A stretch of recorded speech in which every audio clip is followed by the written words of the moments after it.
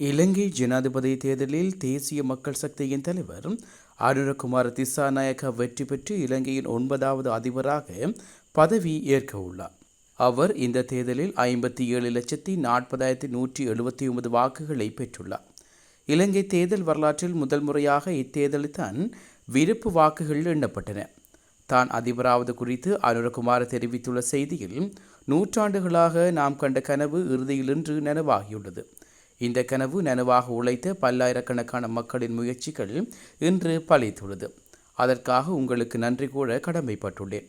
ஏனெனில் இது என்னுடைய முயற்சி மட்டுமல்ல, நம் அனைவருடைய கூட்டுப்பணியும் கூட. இந்த வெற்றி நம் எல்லோருக்குமானது. இந்த வெற்றிக்காக நான் மட்டுமல்ல, பல்லாயிரக்கணக்கான மக்கள் தங்கள் இரத்தம், கண்ணீர், வியர்வை மற்றும் தங்கள் உயிரையும் கூட தியாகம் செய்துள்ளனர். அவர்களின் இந்த தியாகங்கள் வீண் போகவில்லை. அவர்களின் தியாகங்கள் வரும் தலைமுறையினருக்கு நினைவு கூறப்படும். இலங்கையின் வரலாறு மாற்றி எழுதப்பட்டுள்ளது. கனவை நனவாக்க இந்த நிலத்துக்கு புதிய தொடக்கம் தேவை. சிங்களவர்கள், தமிழர்கள் மற்றும் முஸ்லிம்களின் ஒற்றுமை புதிய யுகத்தின் தொடக்கமாக இருக்கும்.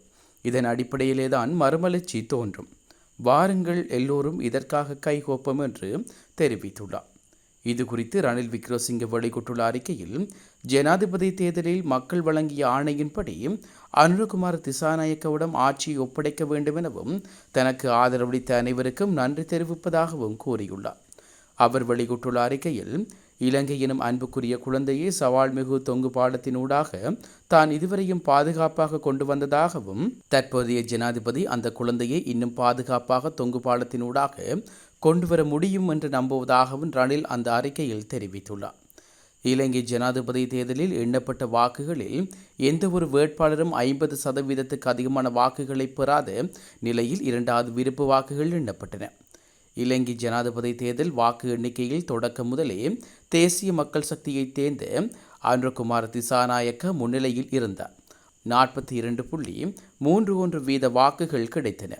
2வது இடத்திலுள்ள சயித் பிரேமதாசாவுக்கு 32.17 வாக்குகளும், 3வது இடத்தில் ரணில் விக்ரமசிங்கவிற்கு 17.27 வாக்குகளும் கிடைத்தன. எந்த வேட்பாளரும் 50 வாக்குகளை தாண்டாததால் இலங்கை ஜனாதிபதி தேர்தல் வரலாற்றில் முதல் முறையாக 2வது விருப்பு வாக்குகள் எண்ணப்பட்டன.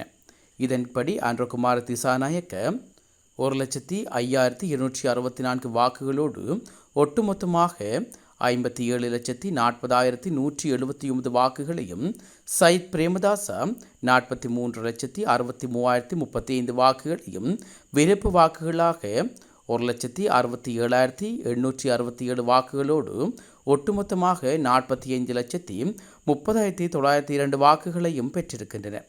2வது விருப்பு வாக்குகளை எண்ணும் நடைமுறையின்படி அனுரகுமார திசாநாயக்க மற்றும் சயித் பிரேமதாசாவை தவிர மற்ற அனைத்து வேட்பாளர்களும் ஜனாதிபதி தேர்தல் போட்டியிலிருந்து நீக்கப்படுவார்கள் என தேர்தல்கள் ஆணைக்குழுவின் தலைவர் ரத்னநாயக்க தெரிவித்திருந்தார்.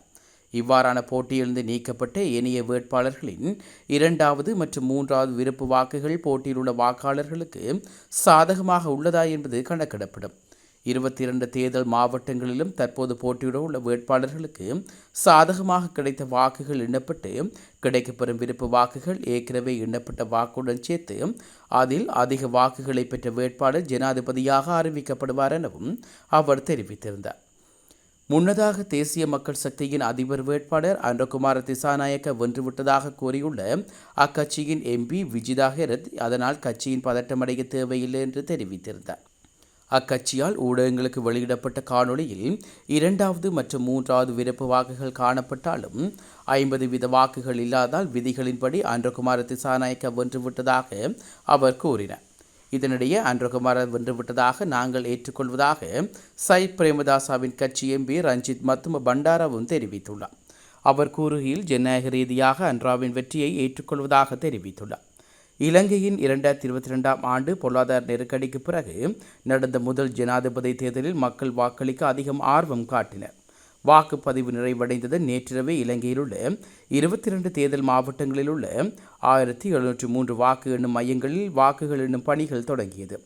அனுரகுமார திசாநாயக்க, ரணில் விக்ரமசிங்கே, சயித் பிரேமதாச ஆகிய மூவருக்கும் இடையில் மும்முனை போட்டி நிலவிய இத்தேர்தலில் தபால் வாக்குகள் எண்ணப்பட்ட போதே மக்களின் ஆதரவு அனுரகுமார திசாநாயக்கவுக்கே அதிகம் இருந்தது புலப்படுத்தப்பட்டது.